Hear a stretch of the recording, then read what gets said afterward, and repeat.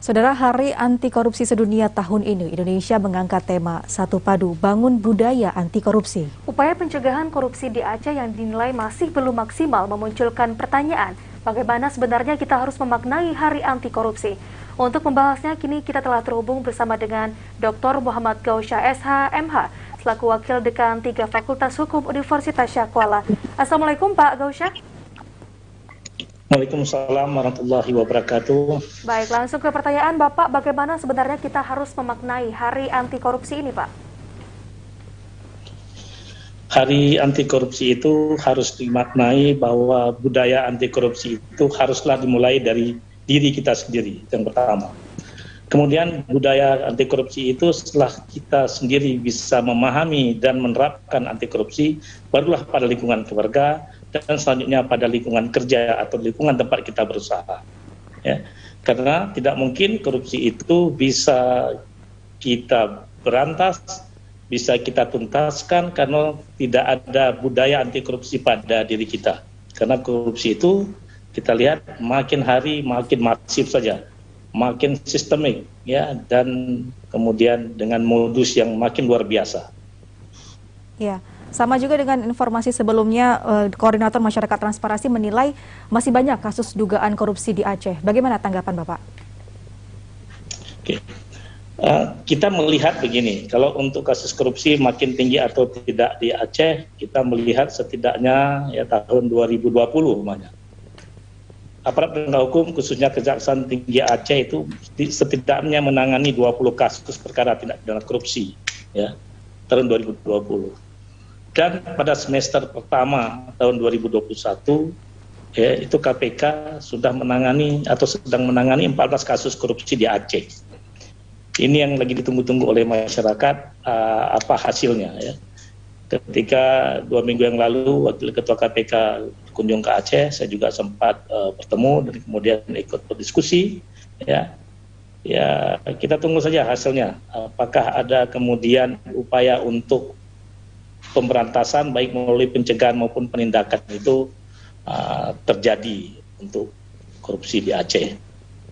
Nah, kemudian kita melihat bahwa kalau data umumnya tahun 2018 ya, memang sudah lebih kurang 3 tahun yang lalu, kita melihat bahwa di Aceh itu kerugian real yang ditimbulkan oleh korupsi itu mencapai angka 398,75 miliar, hampir 400 miliar. Ya. Nah, artinya jumlah yang dikorupsi ini hampir setara dengan kalau dibangun rumah duafa di Aceh itu, ya hampir 5.000 unit rumah duafa. Ya. Dari 398 miliar kerugian negara itu yang ditangani KPK itu mendekati angka 314 miliar, Kejaksaan Tinggi Aceh ada 74,2 miliar dan Polda Aceh sendiri ada 11,5 miliar. Dan tren seperti ini rasanya makin lama makin meningkat saja ya. Itu juga mungkin tidak terlepas dari bagaimana tata kelola keuangan Aceh yang mungkin sekarang masih dimanjakan dengan adanya dana otonomi khusus itu. Baik, Pak Gausha, selanjutnya selaku akademisi, menurut Bapak sendiri sejauh mana, bagaimana peran pihak terkait dalam melakukan upaya pencegahan korupsi ini, Pak, khususnya untuk di Aceh? Baik, di Aceh karena korupsi ini sudah kronis dan menular, ya, apalagi ada kebijakan-kebijakan yang tidak populer mungkin, ya, karena korupsi ini terjadi baik pada lapisan paling atas, ya, pada pemerintah pusat. Kemudian begitu ada penyerahan kewenangan melalui desentralisasi asimetris kepada pemerintah provinsi maupun kabupaten kota, korupsinya turun pada level pemerintah daerah, dan sekarang turun juga kepada level pemerintahan desa. Bahkan ada kebijakan tidak populer bahwa tidak perlulah kemudian dilakukan pemenjaraan mungkin ya, atau pemidanaan terhadap kepala desa yang melakukan tindakan korupsi. Ya. Menurut saya ini agak keliru juga karena ini tidak linear juga dengan yang namanya upaya bersama untuk memberantas korupsi ya. Jangan kemudian korupsi itu kita pindahkan tempatnya, kita pindahkan dari pusat jadi ke daerah. Ya. Kalau ke daerah artinya tidak apa-apa, sudah legal, tidak juga. Nah, karena korupsi ini ya, khususnya di Aceh ini merupakan penyakit kronis dan menular tadi, ya, bahkan menjadi wabah. Maka Aceh punya kearifan lokal juga. Kita bisa membuat atau membentuk kanun-kanun ya yang juga mengatur tentang jenayah korupsi inilah. Jadi bukan hanya jenayah orang melakukan khalwat maisir saja, tetapi juga korupsi. Beri penghukuman ekstra dia. Kalau dalam undang-undang tidak pidana korupsi, umumnya dimiskinkan dia, dicabut hak-hak politiknya, tetapi kita juga bisa potong tangan, sama seperti cambuk. Ya, kalau hanya cambuk mungkin nggak mempan, tapi kalau potong tangan, ini kan daerah istimewa nih, ya, daerah khusus, ya, Aceh. Kita bersyariat Islam. Syariat Islam itu kalau pencuri, ya, koruptor itu kan pencuri, ya, pencuri ya dia potong tangan. Umumnya ya, saya dekat fakultas hukum. Melakukan korupsi, potong tangannya. Jadi nampak masyarakat melihat, wah ini kenapa ini ketika dekan dulu dia mencuri, dipotong tangannya. Nah begitu juga dengan orang lain yang siap kemudian mengambil uang rakyat, siap pula menerima konsekuensi hukumnya. Baik, kalau Bapak melihat Aceh memiliki keistimewaan yang bisa menciptakan kanun sendiri mengenai korupsi ini.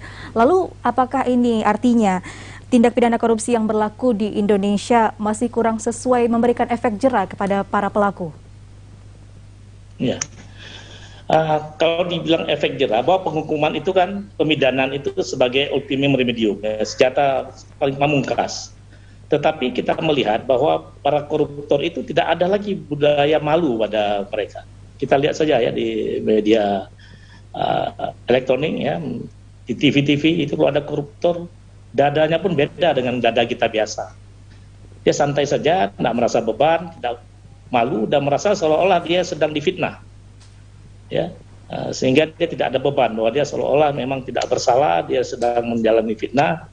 Nah, kemudian karena merasa tidak bersalah, ya udah, apalagi menimbulkan efek jera, tidak jera orang seperti itu. Artinya kita melihat ya, kasus korupsi itu bahkan dilakukan oleh satu orang tidak sekali, bisa berulang kali dia lakukan.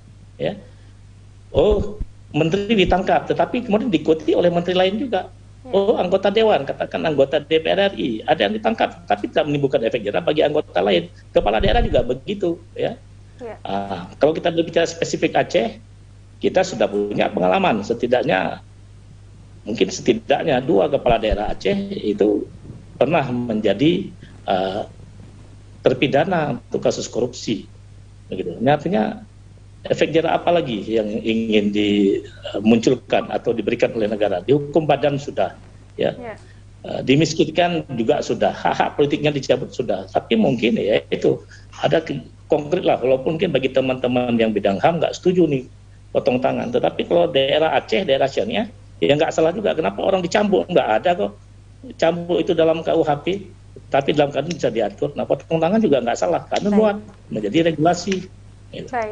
Baik, Bapak, terakhir apa yang ingin Bapak sampaikan kepada masyarakat Aceh khususnya pada Hari Anti Korupsi Sedunia ini, Pak?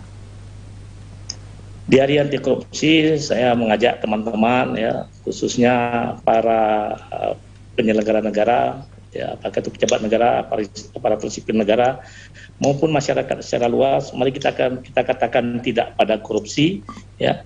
Awali tidak korupsi itu dari diri kita, dari keluarga kita, dari tetangga kita, dan dalam lingkungan kerja kita.